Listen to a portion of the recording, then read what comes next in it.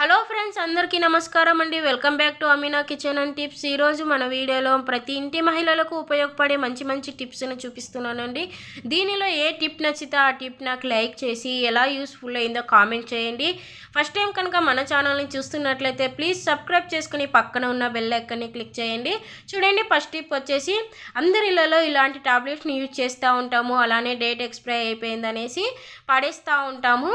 అలా టాబ్లెట్ని పడేయకున్నట్లు ఈ విధంగా యూజ్ చేయండి, చాలా యూస్ఫుల్ అవుతుందండి. ఒక 2 టాబ్లెట్ని తీసుకుని ఈ విధంగా మొత్తాన్ని పౌడర్ చేసుకున్నాను. ఇలా పౌడర్ చేసుకున్న దాన్ని స్ప్రే బాటిల్లో కానీ లేదంటే స్ప్రే బాటిల్ లేనన్నప్పుడు ఇలాంటి ఒక జ్యూస్ బాటిల్ ఉంటుంది. జ్యూస్ బాటిల్ పై క్యాప్కి హోల్ పెట్టుకొని ఇలా బాటిల్లో వేసేసుకొని కొన్ని వాటర్ వేసుకోండి. మంచి లిక్విడ్ అనేది ఇంట్లో తయారవుతుందండి. ఇది ఎందుకు ఉపయోగపడుతుందో చూపిస్తానండి. చూడండి, మంచి వాటర్ వేసేసుకొని ఈ విధంగా మిక్స్ చేసుకోండి. మ్యాజిక్ లిక్విడ్ అని చెప్పవచ్చు.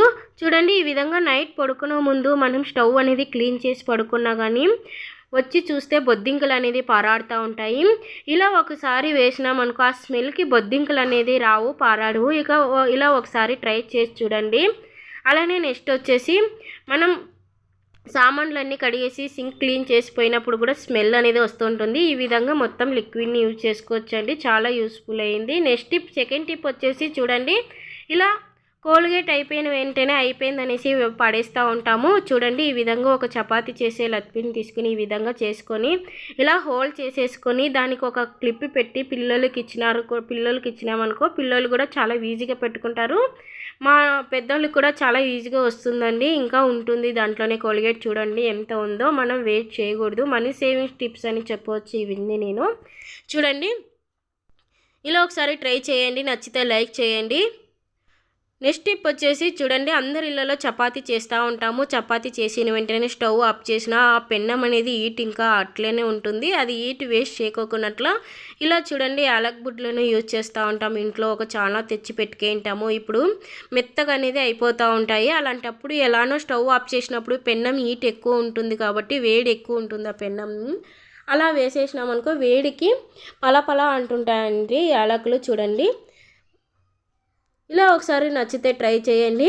నెక్స్ట్ టిప్ వచ్చేసి చూడండి, నేను స్టవ్ మీద లవంగం పెట్టి చూడండి అని చెప్పే ఉన్నాను. ఇది ఈ వీడియోలో టాపిక్ అండి ఈరోజు. చూడండి, ఇలా స్టవ్ మీద ఒక 4-5 లవంగాన్ని తీసుకొని స్పూన్ మీద పెట్టుకొని వేడి చేసుకోవాలి. ఇది ఘాటు వచ్చేదాకా వేడి చేసుకోవాలి. కొంచెం వేడి చేసుకుంటే అప్పుడే ఘాటు వస్తుంది. అలా వేడి చేసుకొని కొంచెం చల్లారిన తర్వాత ఒక ప్లేట్లోకి తీసేసుకోవాలి.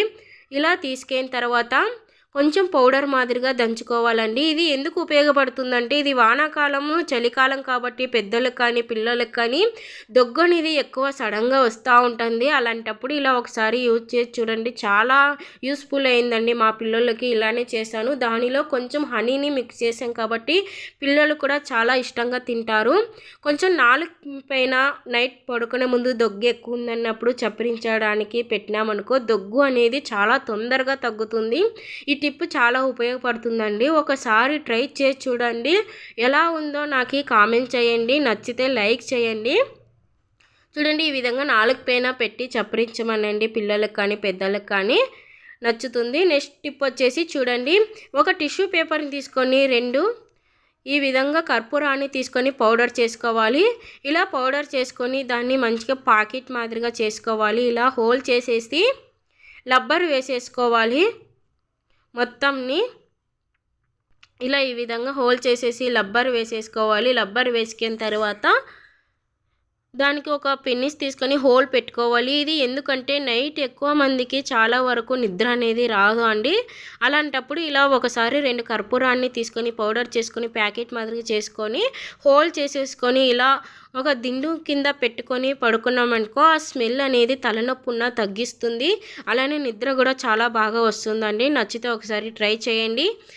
నెక్స్ట్ టిప్ వచ్చేసి చూడండి, అందరి ఇళ్ళల్లో వంట నూనె అనేది ఈ విధంగా ఆయిల్ ప్యాకెట్లు యూజ్ చేస్తూ ఉంటాము. యూజ్ చేసినాక ఆయిల్ని అన్నీ ఒకేసారి వేసుకున్నా కానీ కొంచెం కంపల్సరీ ఉంటుంది ఆ ప్యాకెట్లోనే. అలాంటప్పుడు ఏం చేయాలి, వేస్ట్ చేయకోకున్నట్లా మనం కట్ చేసిన దాన్ని ఆపోజిట్ ఈ విధంగా ఒక సేఫ్టీ పిన్ని తీసుకొని ఇలా చేసేసుకోవాలి. ఇలా చేసుకున్న తర్వాత ఒక హ్యాంగర్కి తగిలేసుకోవాలి.